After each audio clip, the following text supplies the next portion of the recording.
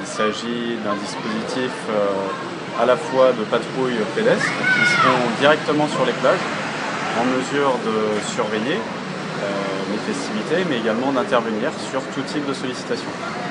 Donc ces militaires sont à même d'intervenir sur des bagarres, éviter éventuellement les violences, les vols ou tout type d'incivilité qui pourrait se produire dans le courant de la nuit.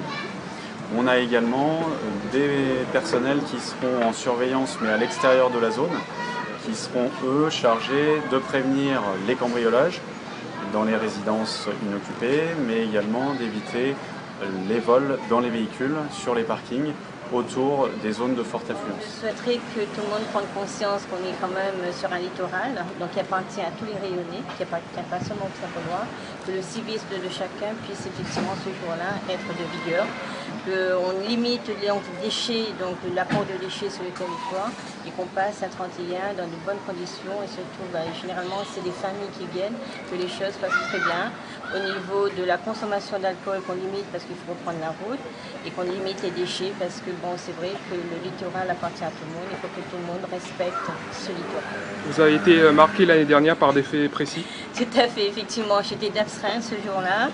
Et toute la nuit au téléphone avec Gina Waro, donc la directrice de sécurité, on a eu des évacuations. Les pompiers ont quand même évacué donc, des jeunes qui étaient très alcoolisés.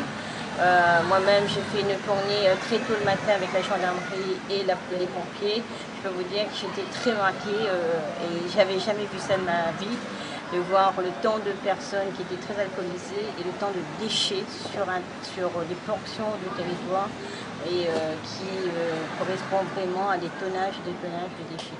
Cette année encore, la mairie choisit l'aspect prévention, communication plutôt que la répression. Hein. Je pense qu'effectivement, c'est tout un travail de longue haleine, de sensibiliser les gens et de pouvoir effectivement dire qu'il faut limiter les dégâts, il faut limiter parce qu'il y a le 31, mais n'oubliez pas, on est en période de vacances scolaires, il y a des familles et des jeunes qui viennent le lendemain ou le surlendemain pendant ces vacances scolaires.